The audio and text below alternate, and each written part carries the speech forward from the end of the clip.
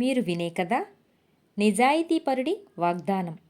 ఒకానొక కాలంలో విరూపరాజ్యాన్ని శతానందుడు ఏలుతున్నప్పుడు జయరాజు అనే అతడు కోశాధికారిగా ఉండేవాడు. నీతి నిజాయితీ నమ్మకాలకు మారుపేరుగా ఉండే జయరాజుకు వృద్ధాప్యంలో పెద్ద జబ్బు చేసి మంచం పట్టాడు. శతానందుడు ఆయన్ని చూడబోగా, ప్రభూ, నేనిక ఎంతో కాలం బ్రతకను, మీరిక కొత్త కోశాధికారిని ఎన్నుకోవాలి అన్నాడు జయరాజు. నీ కుటుంబం దేశసేవకు అంకితమైందని నాకు తెలుసు. నీ తర్వాత ఈ పదవిని నీ కుమారుడికే ఇవ్వదలిచాను అన్నాడు శతానందుడు.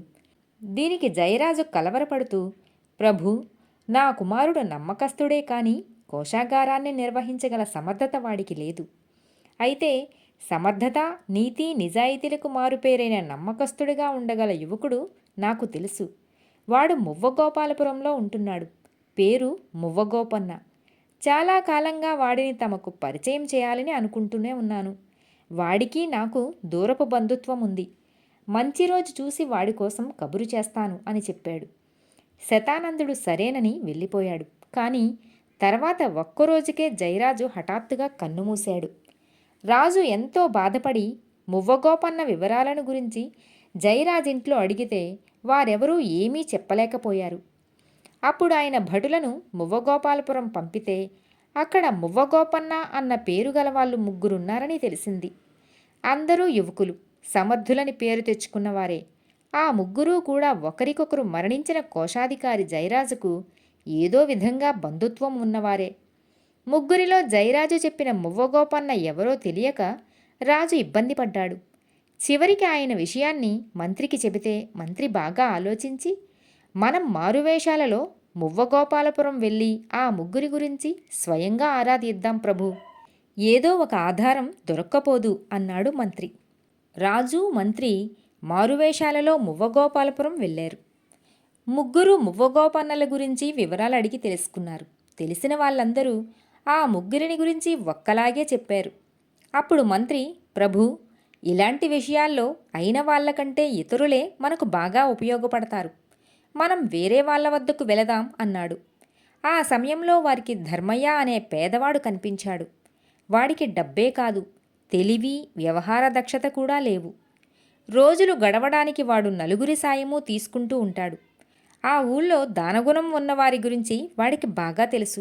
మంత్రి ధర్మయ్యను ఊళ్ళో వాళ్ళ గురించి 4-5 ప్రశ్నలు అడిగి చూసి తర్వాత వాడితో, ఒరేయ్, నీ పంట పండింది.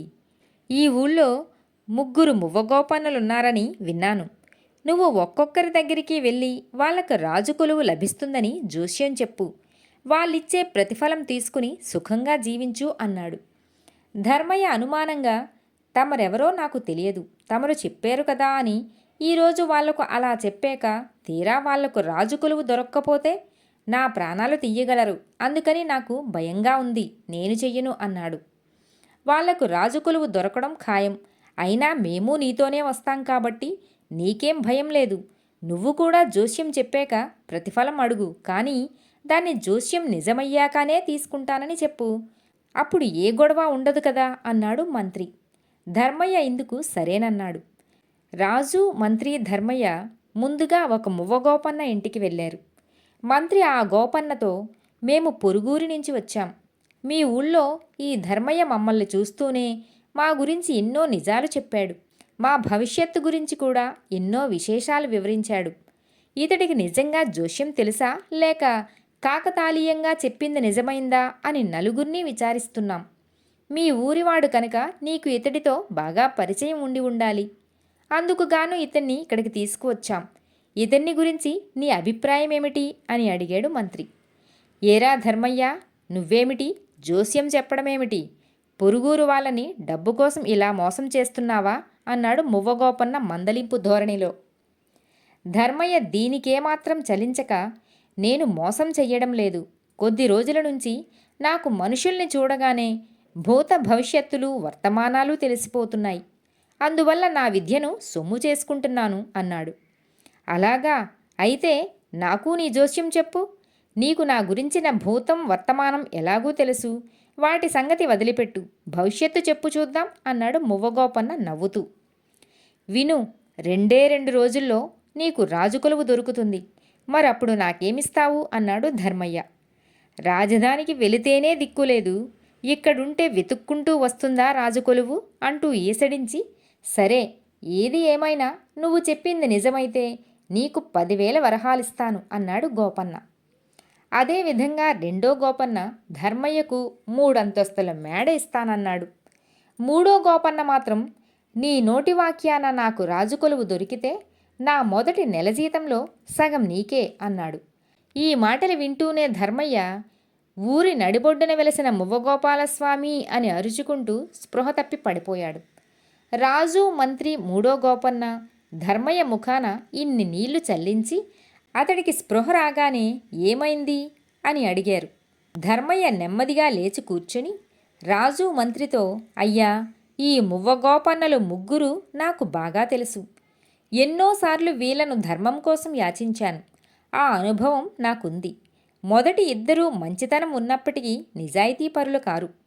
ఆలోచించకుండా వాగ్దానాలు చేస్తారే తప్ప వాటిని నిలబెట్టుకోవాలనుకోరు. 10,000 వరహాలిస్తానన్నాయన ఒక్క వరహా ఇస్తే విశేషమే. 3 అంతస్తుల మేడ ఇస్తాను అన్నాయన ఒక ఇటుక ఇచ్చి సరిపెట్టుకోమంటాడు.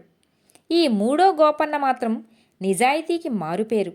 ఈ ఊళ్ళో పుట్టి పెరిగినవాణ్ణి గనక నా మాట నమ్మండి. ఈయన ఆలోచించి మరీ వాగ్దానం చేస్తాడు. చేసిన వాగ్దానం నిలబెట్టుకుంటాడు. రాజు కొలువులో నెల జీతంలో సగమంటే నా బ్రతుక్కు చాలా మొత్తం. 1-2 సంవత్సరాల పాటు ఇంత కలో గంజో దొరుకుతుంది. అంత అదృష్టం నాకు పట్టబోతుంది అన్న సంతోషం కొద్దీ స్పృహ తప్పింది అంతే అన్నాడు. అప్పుడు మంత్రి మువ్వగోపన్నకు, ధర్మయ్యకు తామెవరో చెప్పి రాజుతో, ప్రభు, మామూలుగా అడిగితే ధర్మయ్య మనకి ఈ వివరాలు చెప్పేవాడు కాదు కదా. అలా చెప్పే పరిస్థితులు కల్పించడానికే ఈ జోస్యం నాటకం ఆడించాను. ఈ మూడో గోపన్నే మనకు కావలసిన వాడని వేరే చెప్పనవసరం లేదు కదా అన్నాడు. రాజు మూడో మువ్వగోపన్నకు కోశాధికారి పదవి ఇచ్చాడు. ధర్మయ్యను తగు విధంగా ఆదుకున్నాడు. మిగతా గోపన్నలకు కొలువులో వాళ్లకు తగినట్లు స్థానం కల్పించాడు.